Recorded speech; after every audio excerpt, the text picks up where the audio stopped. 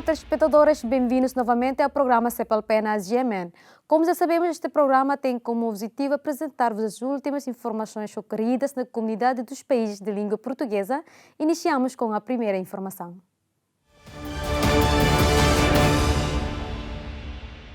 O Comitê Internacional da Cruz Vermelha partilhou com a PNTL as regras internacionais de policiamento.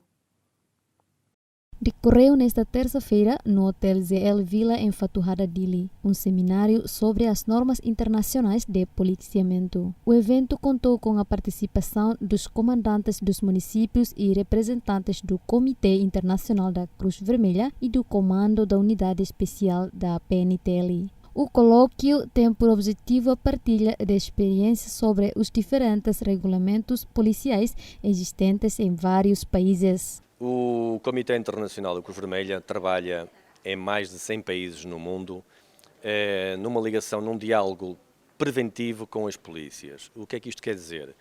Quer dizer que nós não fazemos formação, nem damos capacitação técnica à polícia, partilhamos sim experiências de outros países com a polícia, neste caso Timor-Leste, trazendo as melhores práticas internacionais em termos de policiamento. É o que nós fazemos. Neste momento, aquilo que nós temos é um protocolo com a Polícia Timor-Leste, que foi assinado em maio deste ano, e estamos, portanto, a incrementar as nossas ações de sensibilização e de partilha de conhecimentos com a polícia. É muito importante porque as polícias desempenham um papel fulcral em democracia, são um dos barómetros em que se analisa a democracia de um país e, portanto, o desempenho das forças policiais é determinante para os cidadãos terem um país seguro e um desenvolvimento sustentável. É aquilo que se procura em termos de trabalho. A formação vai ser 1 dia e meio, era 2 dias e meio, mas por motivos de constrangimento em termos de tempo, é 1 dia e meio. É suficiente. Nós vamos mostrar à Polícia Timor-Leste mais de 36 vídeos de casos ocorridos em muitos países do mundo, para que, numa partilha de conhecimentos e numa análise em termos de uma tempestade de ideias, em termos com os seus comandantes de polícia, possamos discutir as boas práticas que devem ser desempenhadas pelos agentes policiais. Atualmente, o comitê não se limita apenas a proteger os prisioneiros militares, mas também detidos civis em situação de guerra ou em países onde os estatutos dos direitos humanos são violados. Serviço Cruz Vermelha Internacional. Para como polícia bele conhece diactan. Este seminário está relacionado com o trabalho da Cruz Vermelha Internacional. Por isso, é importante que a polícia compreenda melhor o trabalho desta organização. A filosofia da polícia comunitária é também proteger e servir a população. Penso que isto está relacionado com o trabalho da Cruz Vermelha, que nos pode ajudar com medidas concretas em caso de conflitos ou desastres naturais. O Comitê Internacional da Cruz Vermelha baseia-se no princípio da neutralidade, não se envolvendo nas questões militares ou políticas. Age deste modo livremente, exercendo atividades humanitárias em situação de conflito. O início do debate na generalidade da proposta do Orçamento Geral do Estado de 2020 foi adiado para o início da próxima semana. Segundo Fernanda Lai, presidente da Comissão Parlamentar de Finanças Públicas, a decisão de adiamento foi tomada quando os deputados ainda estão a debater o seu relatório e parecer. A comissão se cabe unificar um conjunto de recomendações e pareceres apresentados pelas restantes comissões especializadas. No documento são apontadas críticas à proposta de OCE para 2020. Críticas que se referem ao valor total e outros aspectos da proposta do OCE. A deputada Lai do CNRT explicou que o texto final vai fazer uma recomendação de corte nas contas públicas. Está em linha com o que as bancadas defendem e o Executivo aceita. Referiu ainda que o relatório não fará uma recomendação final sobre valores, ainda que se defenda um corte do orçamento que varia entre 1,3 e 1,6 mil milhões de dólares. Fernanda Lai afirmou ainda que os deputados trabalharão com o Ministério das Finanças para determinar quanto será o corte final. Para que esta solução possa avançar, a deputada explica que a atual proposta teria que ser aprovada na generalidade. Já a emenda será apresentada no fase posterior para debate e aprovação na especialidade. Segundo Fernanda Lai, devolver o orçamento ao governo implicaria o sumbo na generalidade e isso teria implicações adicionais. Relatórios das comissões especializadas mostram que pelo menos 2 comissões defendem que o orçamento não está em condições de ser analisado pelo plenário. Já a Comissão de Economia e Desenvolvimento considera que a proposta de lei sobre o OZE não está em condições de ser analisada pelo plenário. Entende por isso que deverá ser devolvida ao governo para o rever. Também a Comissão B de Negócios Estrangeiros, Defesa e Segurança defende a devolução da proposta de lei do OZE 2020 ao governo para reformulação. Os deputados defendem que nessa reformulação o governo deve ter em consideração a sua capacidade de execução orçamental. O Papa Francisco deverá visitar a Papua Nova Guiné, Timor-Leste e, eventualmente, a Indonésia. Esta visita faz parte de um plano da primeira viagem do Papa à Oceânia em 2020. No próximo ano, o Papa vai visitar a Papua Nova Guiné, Timor-Leste e talvez a Indonésia. A informação está a ser avançada pela agência Digital Religion. No Vaticano, Francisco também confirmou a sua intenção de ir ao Iraque e ao Sudão do Sul em 2020. Para além da instabilidade política e do adiamento da formação de um novo governo, o país tem sido ainda afetado pelas cheias. As chuvas causaram mais de 50 mortes e obrigaram milhares de pessoas a abandonar as suas casas. A viagem à Ásia, que decorre entre 19 e 26 de novembro, inclui uma passagem pela Tailândia com vários encontros interreligiosos. No Japão, vai passar pelas localidades Nagasaki e Hiroshima, atingidas por bombas atômicas na Segunda Guerra Mundial. A intenção é rezar pela paz e desarmamento nuclear. O Papa Francisco divulgou também uma mensagem em vídeo sobre a sua viagem ao Japão. Pediu, na ocasião, que as armas nucleares nunca mais sejam utilizadas na história. Queridos amigos, mientras preparo mi próxima visita a Japón. E correta. Não sei o que liga, não sei o que é que pensei. Pensei numa sensação de impossibilidade. Depois de se ter chamado a atenção e falado, uma sensação de impossibilidade. Outras estradas nas imediações, próximas de pedreiras e onde foi colocada a sinalização provisória, ainda causam receios.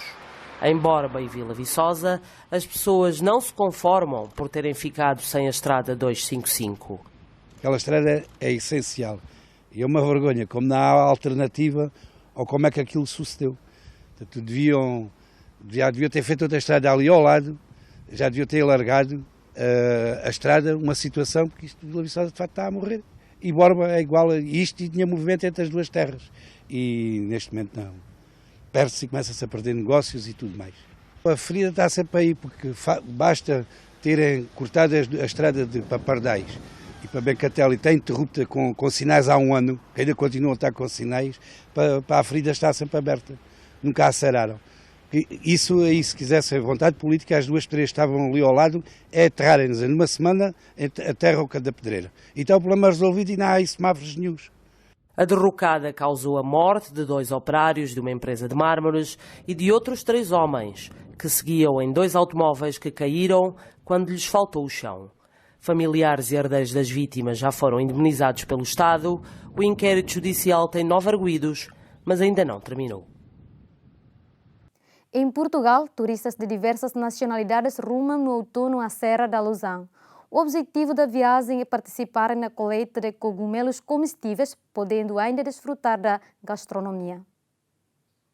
Na pequena aldeia de Pera, em Castanheira de Pera, turistas de diversas nacionalidades rumam à Serra da Lousã, indiferentes à chuva e ao frio, para participar na colheita de cogumelos comestíveis, podendo ainda desfrutar da gastronomia e da paisagem que resistiu aos incêndios. Há um despertar e uma curiosidade de querer conhecer muito melhor os recursos que os nossos ecossistemas, que as nossas florestas têm. O mundo rural tem muita riqueza e nós, com o nosso clima, a questão dos cogumelos vai até janeiro, quase até fevereiro, coisa que não acontece nos países de origem da maior parte destes participantes. E então com os cogumelos, de facto, o outono e inverno é mais um apetecido momento para andar na floresta. Os portugueses consomem poucos cogumelos e o medo não é a única razão. Somos um povo com muita fobia do desconhecido, nomeadamente a questão dos cogumelos. E também, porventura, não sentimos tanta necessidade como aqueles países em que têm 2 meses cobertos o chão de neve e gelo. Não é? Nós temos sempre, as colheitas são agora, da maior parte de frutas, e, portanto, passamos o outono, vinha a matança do porco, a castanha, etc, etc. Portanto, tínhamos vários recursos, as plantas verdes a crescer e a termos já produtos da horta, portanto, passaríamos melhor, porventura, sem cogumelos. E, portanto, é bom quando não se sabe que não se consumam os cogumelos, só sabendo, e não há mezinhas, é conhecendo a espécie, e a espécie é comestível, então as pessoas têm toda a certeza para poderem consumir sem qualquer perigo. Mas até lá é preciso fazer um caminho consciente e responsável. Primeira regra, conhecer, e quem os conhece na floresta, conhecê-los também na bancada de preparação da cozinha. Essa é a regra, porque todas aquelas confusões que levaram a acidentes mortais, porventura, o coletor não foi a mesma pessoa que preparou os cogumelos. Mas os objetivos deste passeio micológico não se ficam pelos cogumelos. O turismo é muito importante, se soubermos olhar para o turismo sob o prisma certo. É importante se tivermos uma belíssima paisagem, que realmente faça as pessoas virem e estarem, porque de passagem realmente não deixa não acrescenta qualquer valor ao território. Portanto, quem vier, quem tiver aqui paisagem, uma paisagem bonita, que seja atrativa, que ofereça recursos, a questão dos cogumelos, a questão, por exemplo, no caso da Serra da Lousã, de toda a fauna que lá existe, nomeadamente os veados, poderem avistar os veados, poderem ouvir o bramar dos veados, portanto, isto é muito importante. Há aqui uma paixão realmente pela gastronomia, uma gastronomia muito mais orientada para os produtos silvestres. Hoje estamos a falar de cogumelos, poderíamos estar a falar de plantas silvestres, as ervas que colhemos aí nos quintais e nos montes e que fomos desaprendendo, o povo português foi desaprendendo o uso daquelas plantas, não é? E que talvez esteja na altura de voltarmos a fazer uma certa reaprendizagem e voltar a trazê-las novamente para a cozinha e para a mesa. Os participantes aprovam a iniciativa. Está maravilhoso tudo. Maravilhoso para mim. Apanhamos cogumelos e comemos, muito delicioso, sim. Esta é a primeira vez para mim, para nós, eu e as crianças, e eu gosto muito dos cogumelos comer e apanhar também. Eu me lembro da Rússia, nós fazemos isso muito. Entre outubro e janeiro, os cogumelos dominam dezenas de atividades na Serra da Lousã, com destaque para as caminhadas, a formação e a gastronomia. Emílio Cruz abandonou o mundo da fotografia e Espanha para herdar 115 hectares de terra em Campo Maior, Portugal. Aposta em agricultura biológica e novas tecnologias como drones e sondas. Após uma experiência como vendedor de material fotográfico, Emílio Cruz abraçou o negócio de família, a agricultura. São 115 hectares de terra em Campo Maior, no Alto Alentejo, que gera apostando na agricultura biológica e nas novas tecnologias com o uso de drones e sondas. Nós estamos tentando fazer control de poupança, tanto de agua como de produtos que se aplican a campo de comida y de sementera fundamentalmente. Entran los drones para intentar controlar el punto crítico que nos da la visibilidad del campo y poder tomar las decisiones pertinentes, oportunas, para aplicar toda esta tecnología. Los resultados al final consisten en hacer una optimización y una homogeneización de la parcela. Al final conseguimos hacer un vuelo donde podemos observar, cuantificar y ver las deficiencias que tiene la parcela únicamente. A partir de ahí somos capaces de hacer una aplicación diferenciada en las zonas que están con mayor problema e intentar ayudar a esa zona a la cual no está desenvolver correctamente. Os produtos hortícolas que produz são encaminhados para as grandes superfícies comerciais em Portugal, ao passo que o milho é comercializado para o exigente setor da comida para bebés. No tenemos animales. Aquí es una heredad un poco distinta, maíz es una heredad que es feita para regadío, entonces hay que optimizar toda la área. Con este sistema somos capaces de hacer una poupanza de hasta un 30%. No quiere decir que seamos realmente capaces de hacerla al 30% con todas las heredades, simplemente estamos a definir eficientemente el agua a producir, no estamos derrochando el agua. O próximo passo para que a exploração agrícola continue a sua missão é a construção de uma grande barragem, uma vez que a escassez de água é um dos principais problemas do país. Uma casa de bricolagem no Brasil é feita de milhares de garrafas descartadas. Constitui uma atração turística para quem visita esta área rural do estado de São Paulo. É um trabalho de amor pela mãe solteira Ivone Martins, que construiu esta casa após a morte do seu filho. Essa é minha casa, essa é minha cozinha, meu quarto. Vocês podem entrar. Aqui é onde eu faço minha comida, meu café, né? Meu fogãozinho a lenha. Aqui é onde eu durmo, quando eu fico aqui no sítio, final de semana eu durmo aqui, na esposa aqui, passo o final de semana aqui. As garrafas de vidro são colocadas de lado e unidas com cimento. Martins teve a ideia de construir esta casa depois de ver grandes quantidades de garrafas despejadas na área. Fiz um trabalho para me tirar da depressão e ao mesmo tempo estou salvando vida, né? Eu penso assim. E então eu resolvi construir essa casa de litro. Eu podia ter construído qualquer coisa, né? Mas eu tive a ideia de fechar minha casa porque eu não tinha condições, eu não tenho condições de estar comprando material. O sofá que eu construí, eu gosto que eu deito nele, descanso e olha. A dona de casa disse que a sua habitação teve um custo adicional, ainda que esteja a ajudar o meio ambiente. Com 3 metros de altura, Martins construiu um quarto, um corredor, uma cozinha e casa de banho com mais de 6.000 garrafas. Mas o trabalho em casa ainda não acabou. Não, porque é estranho.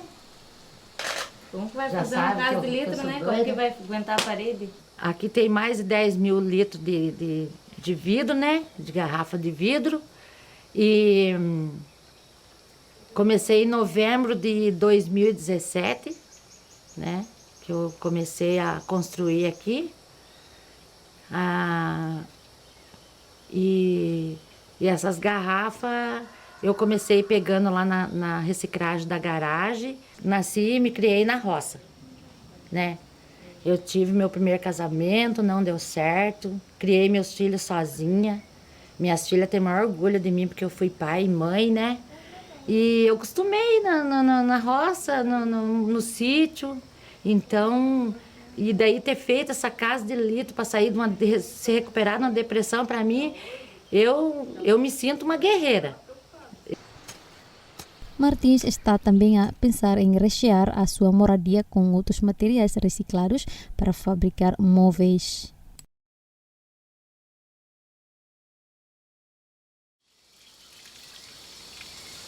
Vou mandar fazer isso, que eu já vou trabalhar.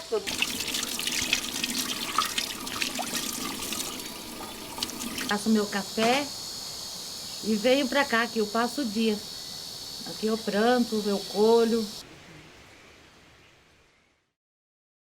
Uma inédita presença de Portugal nas competições olímpicas de natação artística levou Sheila Vieira e Maria Gonçalves a mudarem de vida e de cidade. O objetivo visa participarem nos Jogos Olímpicos de Tóquio 2020 ou Paris 2024. Uma inédita presença de Portugal nas competições olímpicas de natação artística levou os atletas Sheila Vieira e Maria Beatriz Gonçalves a mudarem de vida e de cidade, rumando a Lagos, no Algarve, tendo em vista a preparação para os Jogos Olímpicos Tóquio 2020. Mudámos para uma cidade que não conhecemos ninguém aqui também, somos só nós as três, mas é um esforço que sentimos que vai ser recompensado. Muitas vezes as pessoas dizem-nos que em Lagos estamos tipo de férias, porque é no Algarve, mas não, porque realmente aqui em Lagos nós temos imensas condições. Aqui no recinto do Lagos em Forma temos apoios também da natação, fazemos natação com o Clube de Lagos, temos também algumas aulas de balé e também temos tido ginástica aqui no Clube de Lagos. E são realmente apoios que para nós também são importantes, que não é só a parte da natação sincronizada dentro d'água, mas também uma parte mais específica fora d'água para nós adquirirmos outras qualidades e outros objetivos. As duas atletas participaram já em 2 europeus e outros tantos mundiais, o último em julho deste ano, quando conseguiram a melhor pontuação de sempre para Portugal. Desde janeiro que a dupla está em estágio contínuo na cidade de Algarvia, numa preparação dividida entre treinos de balé, ginástica, condição física e natação, num total de 42 horas semanais. Aumentámos imenso a carga, são mais intensos, mas sentimos que estão a dar resultados, estamos a sentir-nos cada vez mais fortes e saímos sempre muito satisfeitas de cada treino porque sentimos que trabalhamos mesmo. Tem muita componente específica cá fora, não é só treino dentro d'água, treinamos muitas horas dentro, mas também muitas horas fora d'água. É mesmo um esforço físico em seco e dentro d'água. Para nós, há uns anos atrás, era impossível, agora consideramos que esteja a ser difícil. Não pomos de parte a qualificação, sabemos que vai ser complicado, é difícil, mas nós estamos a trabalhar duro para tentar chegar lá e acho que é mesmo o nosso objetivo e estamos a dar tudo por tudo para o conseguir alcançar. Os movimentos são graciosos, muito semelhantes aos do balé, numa sintonia que reflete as muitas horas de trabalho, treino e repetição do esquema, quase até à exaustão, sempre sob a orientação de Sílvia Mendizabal. A passagem do sonho à realidade pode acontecer em maio de 2020, quando participarem na prova de qualificação mundial em Tóquio. Pois estamos em uma fase agora de estágio contínuo, porque no ano passado conseguimos mais resultados do que estávamos à espera no Campeonato do Mundo e então a Federação quis apoiar no máximo o dueto, mesmo não seja um objetivo próprio já deste ano qualificar nos Jogos, tentar por primeira vez tratar de no mínimo ficar na final de ida para os Jogos.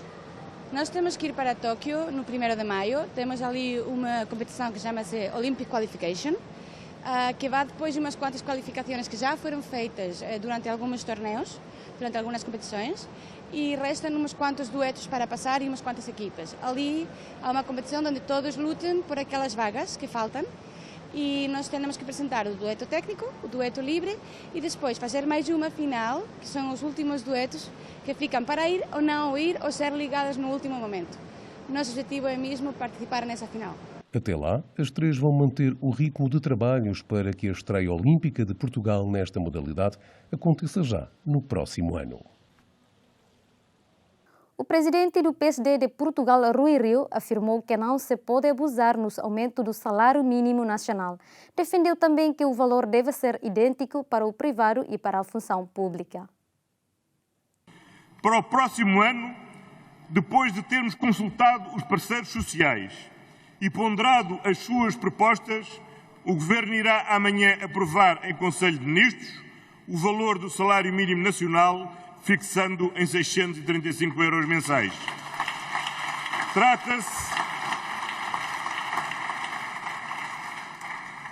Trata-se de um aumento de 5,8%, adequado à situação económica e social que vivemos e perfeitamente compatível com o nosso objetivo da legislatura.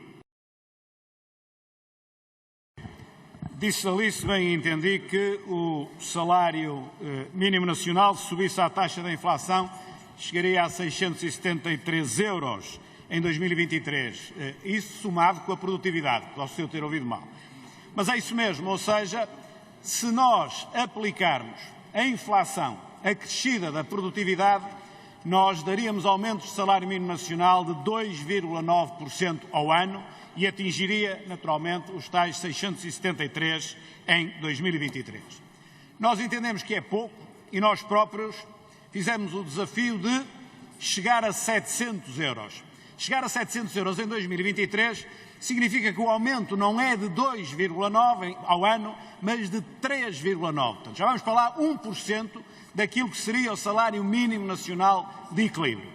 O Partido Socialista, ao Governo, propõe 750 euros. 750 euros, que implica, como disse, 635 agora, é um aumento de 5,7% ao ano, quase 5,8%, ou seja, é o dobro, exatamente o dobro, todos os anos, daquilo que seria inflação mais a produtividade. Como é que pode o Sr. Primeiro-Ministro dizer, a partir dali, que está garantido que vai chegar aos 750 euros, quando não temos noção exata daquilo que vai ser a evolução da economia? E relativamente aos 735 já para a próxima, aos 635 já para o próximo ano, a minha pergunta é se sente confortável, se não acha que corremos o risco de vir eventualmente a prejudicar aqueles que todos queremos beneficiar, que é justamente aqueles que ganham menos. E, portanto, é certo que a taxa de desemprego está baixa, mas nós não podemos abusar. E, portanto, a minha questão é essa, está completamente confortável com isso e pode-nos garantir, não sei como, que vamos chegar aos 750 em 2023. O nosso objetivo é que, efetivamente, para além daquilo que seja a evolução da inflação e da produtividade estimada até 2023, haja um claro reforço que tenha em conta a dimensão social do salário mínimo. E parece-nos que esta meta e este objetivo dos 750 euros é uma meta ajustada. Como dissemos e consta do programa do Governo, ano a ano, ouviremos os parceiros sociais, teremos em conta a evolução da economia e a evolução do emprego e em cada ano fixamos qual é o montante adequado.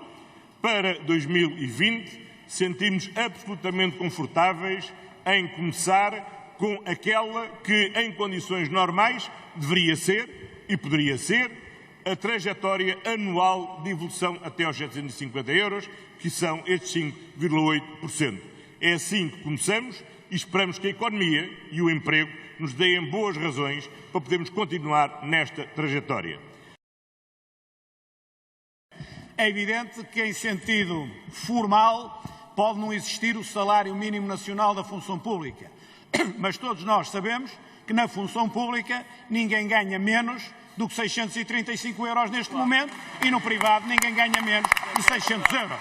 E, portanto, na prática, pode formalmente não existir, mas na prática é sim. Ganha-se menos no privado do que na função pública, ao nível daquilo que são as pessoas com menores qualificações. E como eu disse, não é justo, porque eu acho que qualquer trabalhador que ganhe o salário mínimo merece ganhar mais. E por isso estamos todos de acordo em forçar o salário mínimo para cima. Agora, a economia é que tem de o poder, tem de o permitir. E se a economia não o permite no setor privado, por natureza ao público tem de vir por arrasto. Não podemos dar esse pequeno privilégio quando não o conseguimos dar ao grosso da população portuguesa. Portanto, aí há realmente uma discordância. Em Portugal, o Laboratório de Análise de Dopagem de Lisboa reabre no primeiro trimestre de 2020. O anúncio é do secretário de Estado da Juventude e do Desporto. Num processo, não se pode esconder, moroso, é verdade que sim, muito trabalhoso, mas que finalmente, como se costuma dizer, a luz já se começa a ver ao fim do túnel.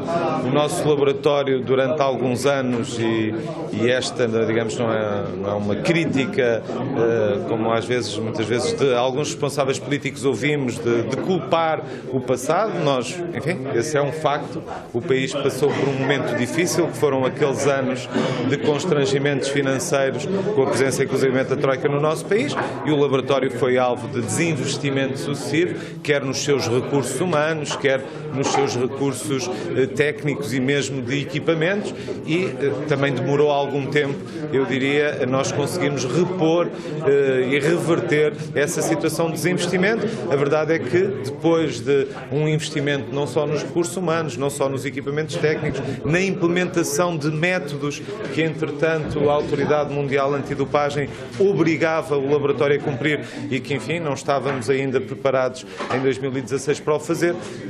Finalmente, tudo indica que no primeiro trimestre de 2020 teremos o nosso laboratório reacreditado. Essa foi também, digamos, uma das missões que me fez ir justamente a este Congresso Mundial da Agência Mundial Antidopagem, que aconteceu na Polónia na passada semana. São boas notícias no combate à batota, como se costuma dizer, e no combate ao doping no nosso país. Nascida há cerca de 20 anos, a Casa Relvas já é um produto de vinhos de referência no Alentejo. É um negócio de sucesso com uma produção de 6 milhões de garrafas e faturação de 10 milhões de euros. 2 dos 5 filhos de Alexandre Relvas já seguem os passos do pai e trabalham a seu lado na empresa familiar produtora de vinhos no Alentejo. Este projeto nasceu em 1997 e é o início da realização de um sonho que eu tinha, porque venho de uma família que ao longo de várias gerações trabalhou o campo e os meus filhos estão a seguir esta tradição. Do lado do meu pai, os meus irmãos e eu somos a quinta geração ligadas à terra, se quiser, e do lado da nossa mãe, nem sei muito bem quantas são, mas portanto dos dois, tanto o António como eu, temos um ADN bastante propício ao trabalho na terra. O projeto cresceu nestes 20 anos e ganhou com as entradas de Alexandre, que se formou em viticultura e enologia na região francesa de Bordeaux, e de António, formado em gestão e com um mestrado em gestão internacional pela Universidade Inglesa de Oxford. Às vezes nem é formação específica, a necessidade de formação é abertura de espírito, sentido crítico, a capacidade e o espírito de inovar, a capacidade de ir à procura de novas soluções, e isso ambos trouxeram. Este projeto deve-lhes enormemente. E aprendi muito em Bordeaux, principalmente a nível de respeito do terroir, de respeito das tradições, mas uma das coisas que eu aprendi lá foi que nós cá em Portugal também temos muito valor. E a Casa Relvas é exemplo de boas práticas na sustentabilidade e na adoção de medidas ambientais para preservar os solos, poupar água e reduzir energia. Sentimos nos últimos anos que temos tido menos água daquilo que seria necessário para manter as vinhas e para ter boas produções nas vinhas. E, por exemplo, utilizamos a água dos esgotos de São Miguel de Macedo, depois devidamente tratada, para integrar a nossa barragem e poder ser utilizada na rega das vinhas. Soltamos as ovelhas para a vinha e vão, aliás, que se virem aí a base da vinha está praticamente toda comida, porque as ovelhas não começam a comer, depois lá em cima não chegam, e soltamos as ovelhas para a vinha que fazem um controle das infestantes e acabam de fazer alguma adubação, apesar de não ser por aí, é mais sobre o controle das infestantes que é importante. A preocupação é fazer uma agricultura sustentável em modo de produção integrada para não comprometer a qualidade e para garantir um legado que acolha os rebentos mais novos da família. Alexandre e António já têm 2 filhos cada e estes não dispensam andar no campo. Já andam. O meu mais velho já plantou uma oliveira, portanto isso eles já andam. Espero que sim, que se juntem ou que venham a trabalhar para o campo e para a agricultura. Tem um enorme potencial. A Casa Relvas vai colocar este ano no mercado 6 milhões de garrafas de vinho. 70% são para exportar. A faturação esperada é superior a 10 milhões de euros. Foram as informações dadas nesta edição. Não se esqueçam de acompanhar o programa Cepalpena GMN às segundas e quintas, às 5 horas da tarde e repetição às terças e sextas, à mesma hora. Até a próxima.